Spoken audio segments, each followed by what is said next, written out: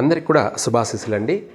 2026 కాను కుంభరాశి వాళ్ళకి జనవరి నెల, ఫిబ్రవరి, మార్చి ఈ 3 మాసాలు కూడా ఈ యొక్క కుంభరాశి వాళ్ళకి గ్రహస్థితుల యొక్క ప్రభావాలు అనగా 12వ ఇంట జనవరి నెలలో 12వ ఇంట ఉన్నటువంటి గ్రహస్థితులు కుజుడు, అలాగే సూర్యుడు, బుధుడు, అలాగే శుక్రుడు వీళ్ళ ప్రభావం.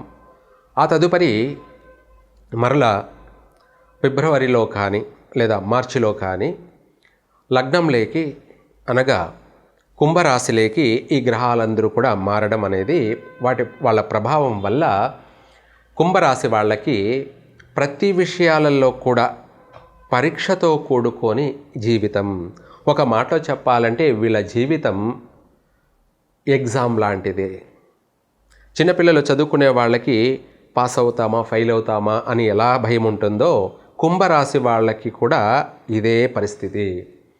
జీవితం పైన ప్రతి విషయంలోనూ వీళ్ళు చాలా తెలివిగా వ్యవహరించాలి. అలాగే ఓర్పుతోటి, ఓపికతోటి, అలాగే ప్రతిరోజు ప్రతినిత్యం కూడా దైవ దర్శనంతో వీళ్ళు అనుకున్న పనిని సాధించగలుగుతారు. కాలం కలిసి రానప్పుడు మనము ఓర్పుగా, ఓపికగా, అలాగే దైవ దర్శనం ఎందుకు అన్నానంటే ప్రతి విషయానికి కూడా ప్రతిదానికి కూడా దేవుడే దిక్కు. కాబట్టి అందుకు ఓర్పుగా, ఓపికగా దేవుడికి దేవాలయానికి వెళ్ళాలన్నా కూడా వీళ్ళకు పరీక్షే కుంభరాశి వాళ్ళకి. ఎందుకంటే ఆ దేవాలయము, ఆ గుడి ద్వారా వెళుతూ కూడా గుడి లేకపోలేనటువంటి పరిస్థితి. ఆ గుడి దోవ వెళుతూ గుడి లేకపోలేకపోవడం అన్నది అంటే గ్రహస్థితి యొక్క ప్రభావం ఎలా ఉందో చూడండి. రేపు వెళ్దాంలే, లేదంటే ఇంకొకసారి వెళ్దాము, ఇప్పుడు సమయం లేదు, ఇప్పుడు టైం లేదు, ఇప్పుడు నేను బాగలేను, లేదా ఇంకొక రకంగా ఆ గుడి లేకపోని పరిస్థితి కూడా అన్నమాట. అలాంటి పరిస్థితుల్లో మనం గుడికి కూడా ఓర్పుగా, ఓపికగా, శ్రద్ధగా వెళ్ళాల్సినటువంటి సమయము అని అర్థం. ఎందుకంటే టైం బాగలేనప్పుడు దేవుడు కూడా దగ్గరికి రానేడు. దాన్నే మనము కఠినంగా, సంకల్ప బలంతో, మొండిగా, పట్టుదలతోటి ఆ దేవాలయానికి వెళ్ళామంటే మనలో ఉన్నటువంటి నెగిటివ్ అంతా కూడా పోతుంది. మనకు పాజిటివ్ అంటే కలాంశము, సంతోషము, ఆనందము, అమిత ఆనందం కలిగే అవకాశం కూడా ఉంది.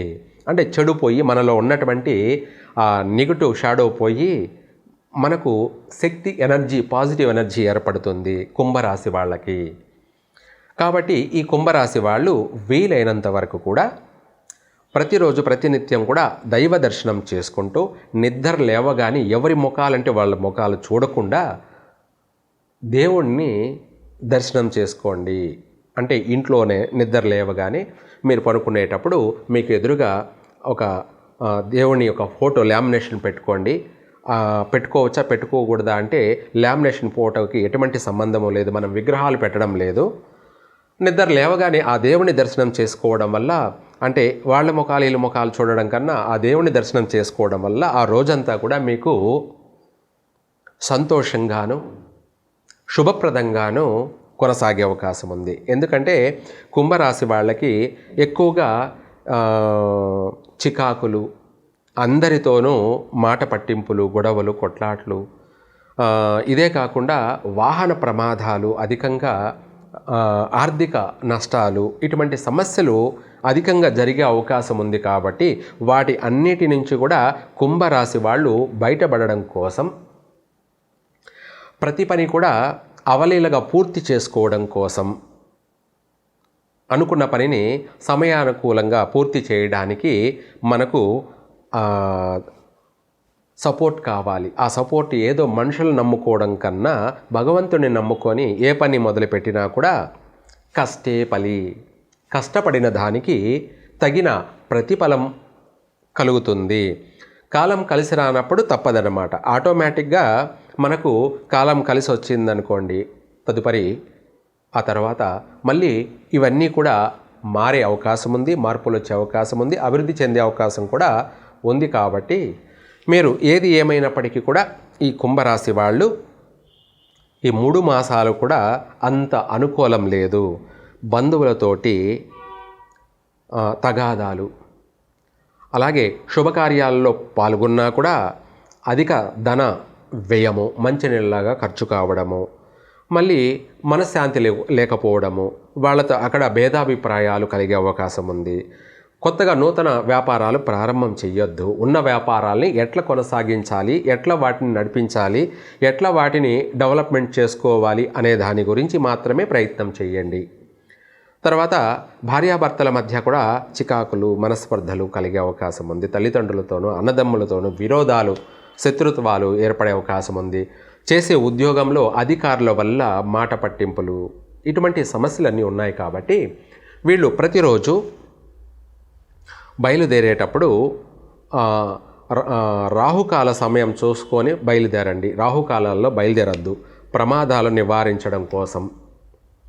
అలాగే ఇదే కాకుండా మీరు ఎవరినైనా కూడా తొందరపడి తోలనాడకుండా, కోపతాపాలతో మాట్లాడకుండా సౌమ్యంగా మాట్లాడండి. వీలైనంత వరకు ఎదుటి వాళ్ళు కోపపడినా కూడా మీరు ఓర్పుగా, ఓపికగా, సహనంగా ఉండండి.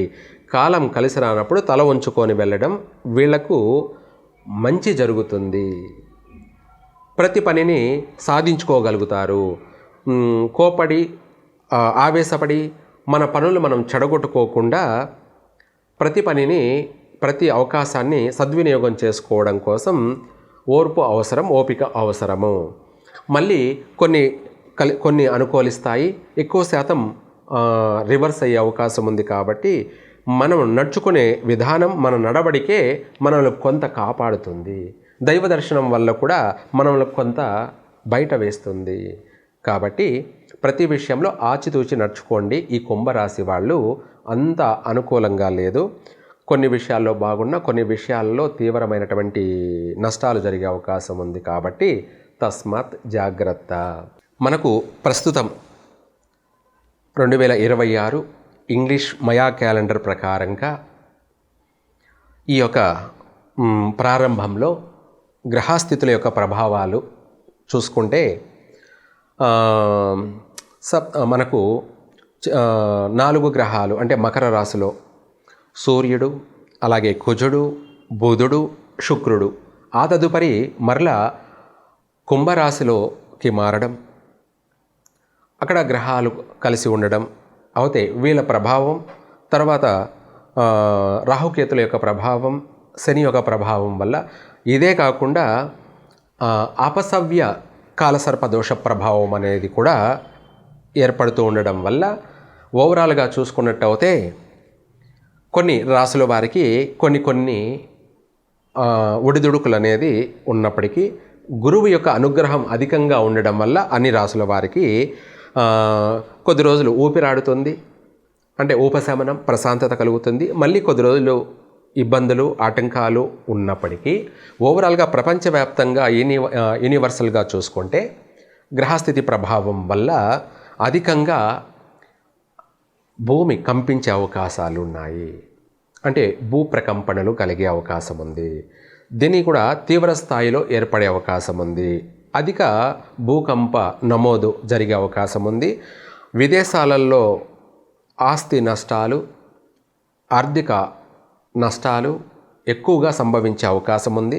మన భారతదేశంలో మరీ ముఖ్యంగా మన తెలుగు రాష్ట్రాల్లో కూడా భూకంపాలు సంభవించే అవకాశం ఉంది. కానీ ఆర్థికపరమైనటువంటి తీవ్రమైన నష్టాలు జరగవు. స్వల్ప భూకంప నమోదాలు జరిగే అవకాశము ఉంది. ఎందుకంటే అధిక తీవ్రమైనటువంటి ఉష్ణ ప్రభావం వల్ల, అలాగే అపసవ్య కాలసర్పదోష ప్రభావం వల్ల ధనుసు రాశి, మకర రాశి, కుంభరాశిలోకి గ్రహ సంచార ప్రభావాల వల్ల తీవ్రమైనటువంటి ఫైరింగ్ లాంటి నష్టాలు. ఫైరింగ్ అంటే ఇండ్లల్లోనే ఎలక్ట్రికల్ ఫైర్ వల్ల కావచ్చు, గ్యాస్ ఫైర్ జరగడాలు కావచ్చు, ఇటువంటి వాటి వల్ల ప్రమాదాలు సంభవించే అవకాశము ఉంది. ప్రాణ నష్టాలు జరిగే అవకాశము ఉంది ఇండ్లలోనే. తర్వాత వాహన ప్రమాదాలు, తీవ్రమైనటువంటి వాహన ప్రమాదాలు సంభవించే అవకాశం ఉంది. ఎలక్ట్రికల్ బైకులు ఫైర్ అయ్యే అవకాశం ఉంది. గ్యాస్ ఎలక్ట్రిక్ వెహికల్స్ కూడా పేలే అవకాశాలు, ప్రమాదాలు ఉన్నాయి. అలాగే అధికమైనటువంటి వాహన ప్రమాదాలు సంభవించే అవకాశం ఉంది. యాక్సిడెంట్లు కూడా అధికంగా జరిగే అవకాశం ఉంది. ఇవి కాకుండా రైలు ప్రమాదాలు మన తెలుగు రాష్ట్రాల్లోనే, అలాగే రైల్లోనే ఫైరింగ్ జరిగే అవకాశాలు ఆల్రెడీ ముందుగానే చెప్పే ఉన్నాను కొన్ని ఛానల్స్లో కూడా. అలాగే దీంతోపాటు అంతరిక్షంలోనే విమానాలలో కూడా ఫైరింగ్ జరిగి ప్రమాదాలు జరిగే అవకాశాలు ఉన్నాయి. ఇది కూడా చెప్పాలంటే మన భారతదేశంలోనే ఈ 3 మాసాల్లోనే కూడా ఇటువంటి నష్టం జరిగే అవకాశం ఉంది. అలాగే సముద్రంలో భూకంపాలు నమోదయ్యి కాస్త సునామీలు కూడా వచ్చే అవకాశం కనపడుతుంది. ఒకవేళ సునామీ వచ్చినా రాకపోయినా కూడా భూగర్భంలో కొంత వరకు నష్టాలు జరిగే అవకాశం ఉంది. అంటే ఓడరేవులకు సంబంధించినటువంటి ప్రమాదాలు, సముద్ర గర్భంలో కలిసిపోయేటువంటి ప్రమాదాలు, ఇవి తీవ్రమైనటువంటి, లేదా ఓడరేవుల్లో ఫైరింగ్ జరిగేటువంటి సమస్యలు, అధికంగా ఫైర్ జరిగే సమస్యలు అనేటివి ప్రపంచవ్యాప్తంగా ఉన్నాయి. ఇవన్నీ ఒక పక్కన పెడితే అడవులు, అరణ్యాలలో కూడా అధిక శాతం మన తెలుగు రాష్ట్రాల్లో కూడా దట్టమైనటువంటి అరణ్యాలలో కారు చిచ్చు ఏర్పడే అవకాశం ఉంది. అంటే అడవులు దగ్ధమయ్యే అవకాశం ఉంది. దానివల్ల అధిక ప్రాణ నష్టం జరిగే అవకాశాలు ఉన్నాయి. అంటే మూగజీవాలు ప్రాణ నష్టాలు జరిగే అవకాశం ఉంది. వృక్షాలకు కూడా అధిక నష్టపోయే అవకాశము ఉంది. కాబట్టి ప్రతి విషయాలలో కూడా ఎక్కువ శాతం చాలా జాగ్రత్తగా నడుచుకోవడం, ప్రజలు జాగ్రత్తగా వ్యవహరించడం, తెలివిగా ప్రవర్తించడం, దీంతోపాటు కుటుంబ యొక్క సౌఖ్యం కోసం వాళ్ళు అభివృద్ధి చెందడానికి, వాళ్ళ కుటుంబాలు అభివృద్ధి చెందడానికి, ప్రపంచవ్యాప్తంగా ఎక్కువ శాతం నష్టాలు జరగకుండా కొంతమేర తప్పించుకోవడానికి వీలైనంత వరకు ఉన్నవాళ్ళైతే హోమాలు, జపాలు, తపాలు జరిపించండి. లేని వాళ్ళు నిత్యం దైవ దర్శనంతో మీరు మీ కుటుంబాన్ని మీరు కాపాడుకోండి. ఇది ముఖ్యమైనటువంటి సలహా. ఎందుకంటే మనము ప్రాణాన్ని కోల్పోవడం కన్నా చిన్న గాయంతో బయటపడడం మన కుటుంబానికి మేలు కలుగుతుంది. అంటే ఊపిరుంటే ఉప్పమ్ముకొని బతకచ్చు అన్న సామెత కింద, బతికుంటే బలిసాగు తిని బతకచ్చు అన్న సామెత కింద మనం బాగుంటే ఏదైనా చేయగలం. కాబట్టి మనము బాగుండడం కోసం ముందు మన ప్రయత్నం మనం చెయ్యాలి. చేతులు కాలిన తర్వాత ఆకులు పట్టుకోవడం కన్నా ఆ చేతులు కాలకుండానే మనం జాగ్రత్త పడడం వల్ల మనము బాగుంటాం. మన కుటుంబం మనల్ని నమ్ముకొని ఉంది కాబట్టి మన కుటుంబానికి మనము అండదండగా ఉంటాం. అలాగే కుటుంబం అంతా కూడా సంతోషంగా, సౌఖ్యంగా ఉంటుంది. మనము బాగుంటాం, సమాజం బాగుంటుంది. కాబట్టి వీలైనంత వరకు ఈ గడ్డు కాలాలకు అంతవరకు ఉన్నాయి. కాబట్టి ఈ ప్రారంభంలో తర్వాత గురువు రాజుగా సంచరించబోతున్నాడు. కాబట్టి మళ్ళీ అన్నీ కూడా మారే అవకాశం ఉంది, మార్పులు వచ్చే అవకాశం ఉంది. ప్రస్తుతం అయితే మాత్రం బాగలేదు. రాజకీయ నాయకుల విషయాల్లోనూ పెను మార్పులు, సంచలనాలు కలిగే అవకాశం ఉంది.